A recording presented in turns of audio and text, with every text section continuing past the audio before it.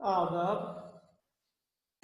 आज हम तर्जमे का सकाफती पस मंज़र इस सिलसिले में बात करेंगे। आप लोग जानते हैं कि एहसासात हर किसी के दिलों में होते हैं। एहसासात यानी फीलिंग्स हर किसी के दिलों में होते हैं। दरअसल ये जो एहसासात है वो एक किस्म की दाखिली कैफियत है। एक मुल्क के शायर व अदीब के एहसासात दूसरे मुल्क के शायर व अदीब के एहसासात से मुख्तलिफ होते हैं, कभी कभार यकसान भी होते हैं। उसके लिए कई वजूहात भी है, क्योंकि हर किसी मुल्क की जो सियासी, समाजी, मुआशी हालात, वहाँ के मसले मसाइल दूसरे मुल्क का भी होना कोई ज़रूरी नहीं है। इसी वजह से जो शायर या अदीब लोग होते हैं वो ज़्यादा हसास दिल के होते हैं। मतलब उनके दिलों में एहसासात आम लोगों से ज़्यादा होती रहती है। वो उसकी तर्जमानी, इन एहसासात की, जज्बात की, ख्यालात की जो तर्जमानी वो अल्फाज के ज़रिए, अदब के ज़रिए कर देते हैं। तो इस तरह के जो एहसासात, जज्बात है वो हर किसी मुल्क के अलग होंगे और वहाँ के जो अदीब और शायर लोग हैं उनका भी अलग होगा। कभी कभार क्या होते हैं, अगर कोई आलमी मसाइल हो गए तो वहाँ की और यहाँ के हालात एकसार भी होती है। इसीलिए एक जबान से दूसरी जबान में तर्जमा करना भी मुश्किल साबित होता है, क्योंकि ये सोचने का अंदाज, एहसासात, जो वहाँ के जो मसाइल, ये ज़बान सब अलग होने की वजह से इस तरह की भी है कि इसका तर्जमा करना भी मुश्किल साबित होता है। फिर भी मुश्तरका तारीखी पस मंज़र और रिवायात रखने वाली ज़बानों के दरमियान और तर्जुमा का मुश्तरका तारीख़ दस मंज़र और रिवायात रखने वाली ज़बानों के दरमियान तर्जुमे का काम निस्बतन कंपैरेटिवली आसान होते हैं। मुश्तरका तारीख़ी पस मंज़र रखने वाली ज़बान, और उससे ये मुराद है कि किसी एक इलाका हो, वहाँ की भी तारीख़ी पस मंज़र एक ही हो। मिसाल के तौर पर हिंदुस्तान में एक ज़माने तक अंग्रेज़ों का राज था, हुकूमत थी, और उनके जो जो जुल्म व सितम का शिकार हम पूरे हिंदुस्तानी एक साथ एक ही तरह हुए थे। न सिर्फ हिंदुस्तान के बल्कि दुनिया की जो बहुत सारे ममालिक में अंग्रेज़ों की हुकूमत थी और उनका कब्जा था। तो उस दौरान जितने मसले मसाइल हिंदुस्तान में पेश आए उसी तरह दूसरे मुल्क में भी पेश आए होंगे। तो इस दौरान जो भी अदब लिखे गए होंगे और उसमें बहुत सारी मुमासिलत, सिमिलैरिटीज जरूर होंगे। और इसी तरह अब एक मखसूस इलाका, वहाँ की दो तीन जबानें हैं, वहाँ पर एक किस्म की जो सोच रखते हैं, वहाँ पर एक किस्म के जो मसाइल होते हैं, तो उसका भी इन जबानों में भी, इन तमाम जबानों में भी उसी तरह का, उसी अंदाज का ये ख्यालात को, एहसासात को पेश किए जाएंगे। अब मैं एक और मिसाल दे रहा हूँ। ये जो साउथ इंडिया की बात कर रहा हूँ मैं, साउथ इंडिया की जो चार अहम जबानें हैं और उसमें एक मलयालम है, तमिल, कन्नड़ और तेलुगु। इन चारों जबानों में गहरे रिश्ते हैं। इन चारों जबानों का ताल्लुक द्राविड़ी लिसानी खानदान से है। अब मैं एक और बताता हूँ, तमिल, मलयालम, तेलुगु और कन्नड़, इन चारों जबानों के दरमियान गहरे रिश्ते हैं, चाहे वो उसके जो कवायद के एतबार से, ग्रामेटिकल एतबार से हो या साख्त के एतबार से, स्ट्रक्चरल हो, बहुत मुमासिल है। और इस तरह मुमासिल अल्फाज भी बहुत सारे हैं ऐसे, सिर्फ हम अल्फाज को ही नहीं देखते हैं, बजाय उसके साख्त और कवायद को भी देख लेते हैं। मिसाल के तौर पर मैं आपको एक और ये दे रहा हूँ। മലയാളത്തിൽ നമ്മൾ ചോദിക്കാറുണ്ട് നീ എവിടേക്കാണ് പോകുന്നത്. അതിന് തമിഴിൽ ചോദിക്കുമ്പോൾ നീ എങ്கு പോകുന്നു, തെലുഗുവിൽ ചോദിക്കുമ്പോൾ നീ എക്കടക്ക് പോകുന്നു. അപ്പൊ ഈ ഒരു സ്ട്രക്ചർ എന്ന് പറഞ്ഞാൽ എല്ലാത്തിലും ഒന്ന് തന്നെയാണ്. ചിലപ്പോൾ ചില വാക്കുകള്, അർത്ഥങ്ങള്, അർത്ഥങ്ങള് സ്ക്രിപ്റ്റ് മാറിയേക്കാം. അപ്പൊ പറഞ്ഞിരുന്നതാ എന്ന് വെച്ചാല് इन चारों जबानों का ताल्लुक इसमें गहरे रिश्ते हैं, एक दूसरे से मुमासिल है, रिलेटेड है. और इस तरह जो रिलेटेड लैंग्वेजेस की एक ग्रोह को हम लोग खानदान कहते हैं, लिसानी खानदान कहते हैं. अब ये चारों जबान मिलाकर द्राविड़ी लिसानी खानदान का हिस्सा बन गया. इसी तरह जो हम रिश्ता जबानों के दरमियान तर्जमे का काम मलयालम से तेलुगु में, कन्नड़ में, तमिल में, और उसी तरह ये जो मैंने कहा इन चारों जबानों के दरमियान आपस में जो भी है तर्जमा वो भी कंपैरेटिवली आसान है. अगर हम नॉर्थ की बात करें, शिमाली हिंद की बात करें, तो वहां पर उर्दू है, हिंदी है, साउथ में भी उर्दू है, वो अलग बात. इसी तरह गुजराती है, कश्मीरी है, पंजाबी और इस तरह बहुत सारी जबानें वहां पर भी मौजूद है. इन जबानों के दरमियान तर्जमे का काम भी इसी तरह आसान होगा, क्योंकि वहां पर जो जबानें हैं उसका ताल्लुक हिंद यूरोपीय जबान लिसानी खानदान से है, और खासकर हिंदुस्तान में हिंद आर्याई जबान से है. तो इस तरह इसके पीछे एक पस मंजर है और उसके कवायद के एतबार से भी मिली जुली है, तो इसका तर्जमा करना आसान होता है. इसके अलावा अब हिंदी इसी वजह से हिंदी से उर्दू में तर्जमा करना आसान है. इसी तरह उर्दू और फारसी का अगर हम लें तो उसमें भी जबानी एतबार से, लिसानी एतबार से बहुत सारे गहरे रिश्ते पाए गए हैं. उसके अलावा तारीखी पस मंजर का भी अगर हवाला दिया जाए तो उसमें भी बहुत सारे मुमासरत है. मजहबी तहजीबी एतबार से भी उसमें मुमासरत है, और ये हमें उसमें इस्तेमाल किए गए इस्तिआरा, तशबीहा, तन्मीहा, इन सब को देखकर हमें रोजमर्रा इन सब का देखकर हमें उसका अंदाजा हो जाएगा. इस तरह ये जो समाजी, लिसानी, तहजीबी एक ही माहौल में परवरिश पाने वाली जबानों के दरमियान भी तर्जमे का काम आसान होते हैं. अब तक मैंने जो आपके सामने रखा उसमें से यहाँ पर एग्जाम के लिए, इम्तिहान के लिए 3 सवाल आ सकते हैं. पहला सवाल ये, फारसी शायरी का उर्दू में तर्जमा करना निस्बतन आसान है क्यों? अपने अल्फाज में लिखिए. ഫാർസി ഭാഷയിൽ നിന്നും ഫാർസി ഷായരിയുടെ അദബിന്റെ തർജ്ജമ ഉറുദുവിലേക്ക് ചെയ്യാനുള്ള कंपैरेटिवली ഈസിയാണ് എന്തുകൊണ്ട്? और एक ही लिसानी खानदान से ताल्लुक रखने वाली जबानों के दरमियान अदबी तर्जमा निस्बतन आसान है क्यों? ഒരേ ലാംഗ്വേജ് ഫാമിലിയിൽപ്പെട്ട ഭാഷകൾക്കിടയിൽ ലിറ്റററി ട്രാൻസ്ലേഷൻ कंपैरेटिवली ആസാനാണ് എന്ന് പറയാൻ കാരണം എന്താണ്? किन जबानों के दरमियान अदबी तर्जमा നിസ്ബതൻ ആസാൻ ഹോത്തെ ക്യോ? अपने अल्फाज में लिखिए. ഇങ്ങനെയൊക്കെയുള്ള ചോദ്യങ്ങൾ വരാം. ഇതിന്റെയൊക്കെ ആൻസർ എന്ന് പറഞ്ഞാൽ സിമിലർ ആണ്. അടുത്ത് നോക്കാം. एक जमाने में ईरान के गुलाम, ईरान की जो गुलाम ना अडिम, उनकी कानों में सोने या चांदी की बालियां डाली जाती थी. അവരുടെ കാതുകളിൽ അവര് ഒരു റിംഗ് ഇട്ടിരുന്നു, सोने या चांदी की. वो वहां का एक रिवाज था. रफ्ता रफ्ता इस रस्म की देखा देखी ईरान और फारसी जबान में हल्का बगोश का लफ्ज आने लगे. हल्का बगोश എന്നൊരു വാക്ക് വന്നു. ആ വാക്കിന്റെ അർത്ഥം എന്ന് വെച്ചാൽ जो गुलाम के मायने में इस्तेमाल होते थे. रफ्ता रफ्ता गुलाम के लिए हल्का बगोश का लफ्ज इस्तेमाल होने लगे. അതിനുശേഷം പിന്നീട് എന്തെന്ന് വെച്ചാല് ഹൽക്ക ബഗോഷ് എന്നുള്ളത് എന്തിന് അടിമക്ക് ഉപയോഗിക്കുന്ന ഒരു പദമായി മാറി. ഇനി ഈ ഹൽക്ക ബഗോഷ് എന്താണെന്ന് നോക്കാം.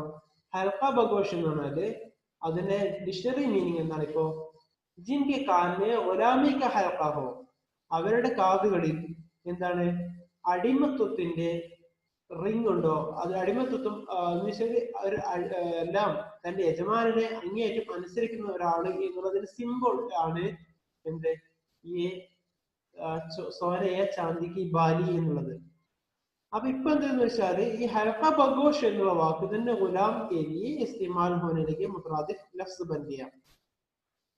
गालिब के दीवान के पहले शेर में ईरानी तहजीब की तरफ इशारा है. नक्श फरियादी है किसकी, शोखी तहरीर का, कागजी है पैरहन हर पैकरे तस्वीर का. ഈ ഒരു ഷീറില് ഈ ഒരു റസ്म के बारे में, ईरान की इस रस्म के बारे में, तहजीब के बारे में बयान किया है. पुराने जमाने में ईरान के लोग बादशाहों के पास दरबार में अपनी फरियाद, अपनी शिकायतें सुनाने के लिए जाते थे, और उस वक्त उनका जो कपड़ा वो कागजी का होता था, यानी वो कागज के कपड़े पहनकर राजा के पास शिकायत करने के लिए जाते थे, और उनके कागज का कपड़ा देखकर ही लोगों को पता चलता था कि ये फरियादी है, ഇങ്ങനെ പരാതിക്കാരനാണ് എന്ന് ജനങ്ങൾക്ക് ബോധ്യപ്പെടുമായിരുന്നു. जब तक मुतरज्जिम इस तरह के रस्म रिवाज से नावाकिफ होंगे, അപ്പൊ മുതറജിമിനെ എത്രത്തോളം ഇങ്ങനെയുള്ള ഈ റസ്म रिवाज इसके बारे में पता नहीं लगता है, तब तक वो सही मानों में उसका तर्जमा नहीं कर सकता.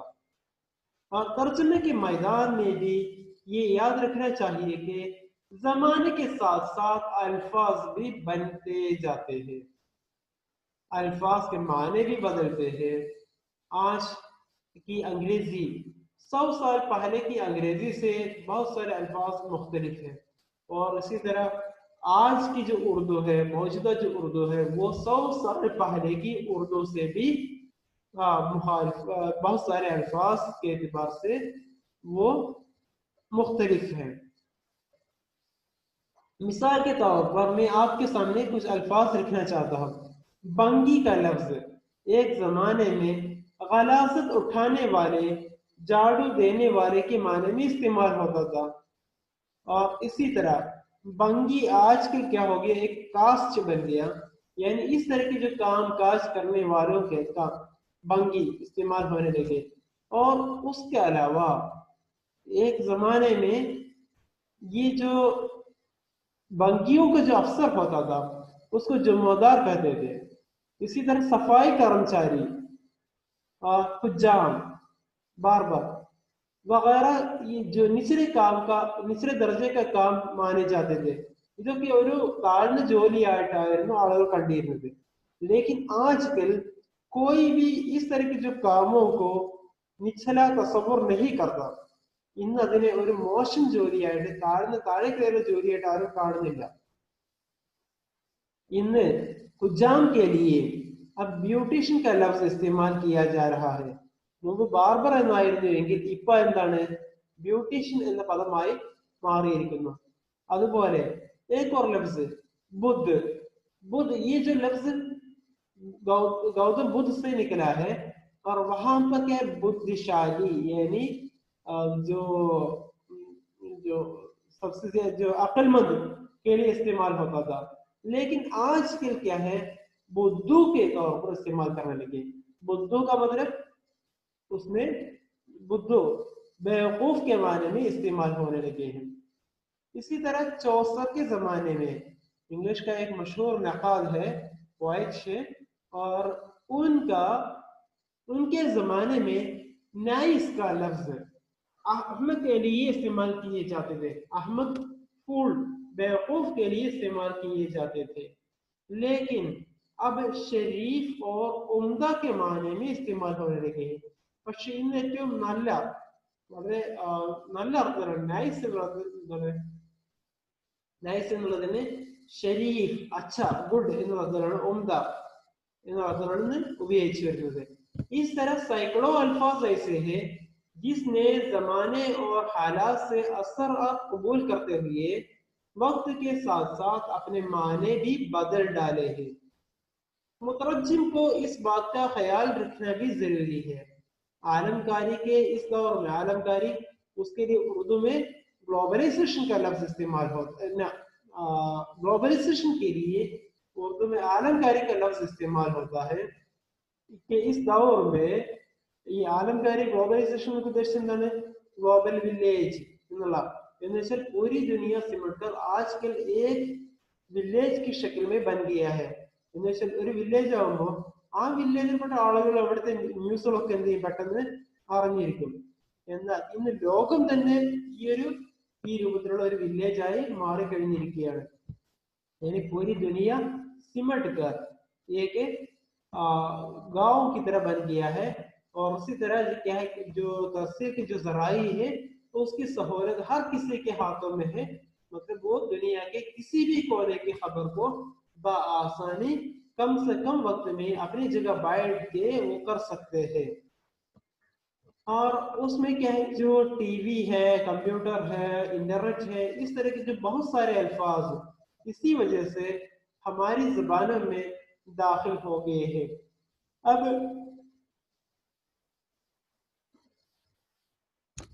जितने भी मैंने आपके सामने रखा उसमें से चंद सवाल आ सकते हैं. हल्का बगोश के लफ्ज उर्दू और फारसी जबान में किस माने में इस्तेमाल होते हैं?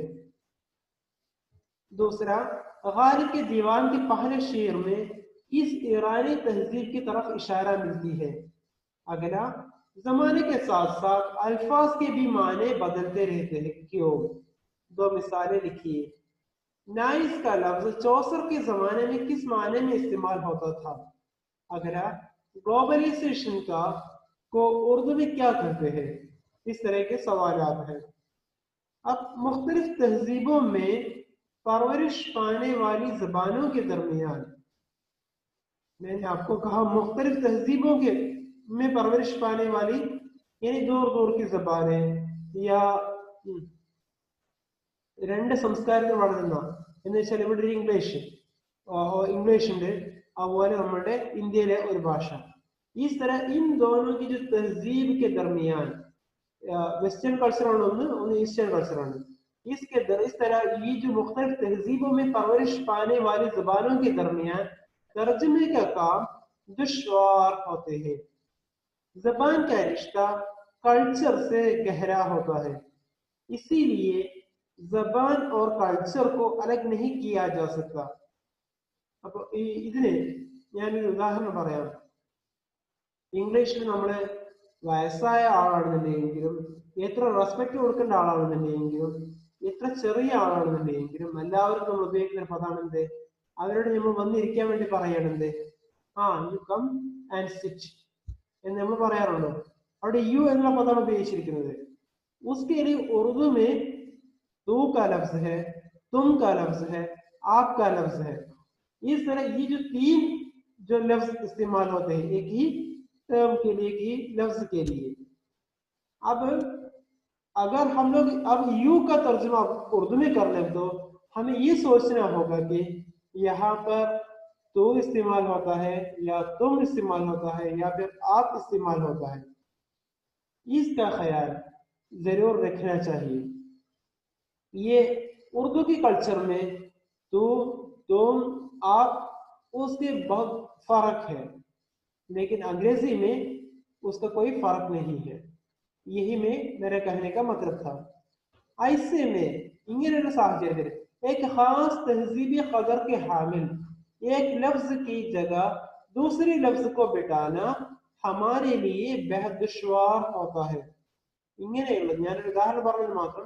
इस तरह के कई अल्फाज होते हैं जिसके खास माने भी होते हैं, खास तहजीब भी रहती है. ऐसे अल्फाज का तर्जमा दूसरी जबान में करना, दूसरी जबान में उसके लिए अल्फाज ढूंढना एक मुश्किल काम होता है, दुश्वार काम होता है. मिसाल के तौर पर मलयालम के मशहूर नावल निगार വൈക്കം മുഹമ്മദ് ബഷീർ के നോവലോं के नामों का हो बहु तर्जमा, അദ്ദേഹത്തിന്റെ വൈക്കം മുഹമ്മദ് ബഷീറിന്റെ നോവലുകളുടെ പേരുകളുടെ as it is तर्जमा हो बहु तर्जमा बेहद मुश्किल होता है, क्योंकि इसमें एक खास तहजीबी पहलू छुपा हुआ है. इसके अंदर एक खास तहजीब है. ഇതിനകത്ത് ഒരു പ്രത്യേക കൾച്ചറിനെയാണ് അവതരിപ്പിച്ചിരിക്കുന്നത്. यहाँ पर ലഫ്സ് മാലൂമാത്ത് ഹാലിലെ രഹിത, ഇവിടെ എന്താണ് വാക്കുകൾ അതിന്റെ ഉള്ളിലുള്ള എന്താണ് ആശയം എന്നുള്ളതിനപ്പുറം किसी खास फिजा या माहौल या कैफियत का हामिल होते हैं. അവിടെ എന്തുണ്ടാവും, ഒരു പ്രത്യേക കൾച്ചറിനെ, സംസ്കാരത്തിനെ, ഒരു പ്രത്യേക രീതിയെ, ഒരു അന്തരീക്ഷത്തിനെ, ഒരു അറ്റ്മോസ്ഫിയറിനെ അവതരിപ്പിച്ചിരിക്കുകയാണ് ചെയ്തിരിക്കുന്നത്. उसका लफ्जी तर्जमा असल की तर्जमानी या मुकम्मल मफहूम अदा नहीं करता है. അതിന്റെ വേർഡ് ട്രാൻസ്ലേഷൻ അതിന്റെ ഇല്ല പൂർണ്ണമായിട്ടും इसका मफहूम, इसका फिजा, इसका माहौल, इसका तहजीब वो अदा नहीं करता है. ये दुश्वारी सबसे ज्यादा ജമാലിയാത്തി സതഹ पर पेश आती है. ഇങ്ങനെയുള്ള ഈ ഒരു ബുദ്ധിമുട്ട് നമുക്ക് ഏറ്റവും കൂടുതൽ ഫീൽ ചെയ്യുന്നത് എവിടെയാണ്? ഈസ്തറ്റിക് ആയിട്ടുള്ള കാര്യങ്ങൾ ട്രാൻസ്ലേഷനിലാണ്. ജമാലിയാത്തി സതഹ. ജമാലിയാത്തി സതഹ എവിടെ വരുന്നത്? ഷായരിയിലെ. ഷായരിയിൽ എന്താണ്? റദീഫ്, ആഫിയ, തൽമീഹാത്ത്, ഇസ്തിയാറാത്ത് ഇങ്ങനെയുള്ള കാര്യങ്ങളൊക്കെ इसका तर्जुमा करना मुश्किल होता है. किसी तहजीब का तशख़्ख़ुस, किसी तहजीब का पहचान जबान ही से मुतय्यन होता है. किसी कल्चर में तवानाई, ഒരു കൾച്ചർ ഒരു സ്ട്രോങ് വരുന്നത്, ഒരു ഒരു ഇത് വരുന്നത്, സ്ട്രെങ്ത് വരുന്നത് अदब के जरिए है. अब इतने मैंने जो कहा आपके सामने, इसमें से कुछ सवालात आपके इम्तिहान में आ सकता है. मुख्तलिफ तहजीबों में परवरिश पाने वाली जबानों के दरमियान तर्जमे का काम दुश्वार होते हैं. क्यों? अगला सवाल, जबान का रिश्ता कल्चर से गहरा होता है. मिसालों के साथ वाज़िह कीजिए. ഭാഷയും സംസ്കാരം തമ്മിൽ അഭേദ്യമായ ബന്ധമുണ്ട്, അതിനെ കുറിച്ചുകൊണ്ട് എഴുതാനാണ് പറഞ്ഞിരിക്കുന്നത്. വൈക്കം മുഹമ്മദ് ബഷീർ के नॉवलों का के नामों का तर्जमा ഹോബഹു തർജമ ബെഹദ് മുഷ്കിൽ ഹോത്താ ഹൈ ക്യോ? ഇങ്ങനെയൊക്കെയാണ് ഇതിൽ നിന്നും വരാൻ സാധ്യതയുള്ള ചോദ്യങ്ങൾ. अब देखते हैं अलामती तख्लीक में, यानी सिंबॉलिक आयुള്ള तख्लीक में एक वसी दुनिया आबाद रहती है. ഇപ്പൊ പലപ്പോഴും നമ്മൾ എന്ത് കാണും? തൽമീഹാത്ത് ഇങ്ങനെയൊക്കെയുള്ള സിംബോളിക് ആയിട്ടുള്ള കാര്യങ്ങൾ എന്തൊക്കെ ഉൾപ്പെടുന്ന തഖ്ലീഖുകൾ, സൃഷ്ടികൾ, അതാണ് സാഹിത്യം. അപ്പൊ उसमें एक उसके पीछे एक वसी दुनिया रहती है. तख्लीक की इशारियत कारी को मौसीकी की तरफ ले जाती है. അപ്പൊ ഇങ്ങനെയുള്ള सिंबॉलिक तलमीह इस्तियारा तशबीह इसका इस्तेमाल शायरी में हमें एक मौसीकी ले आती है. മ്യൂസിക് ഒരു സംഗീതാത്മകത കൊണ്ടുവരാൻ സഹായകമാണ്. എങ്കിലും इसमें अक्सर अबहाम पैदा होते हैं.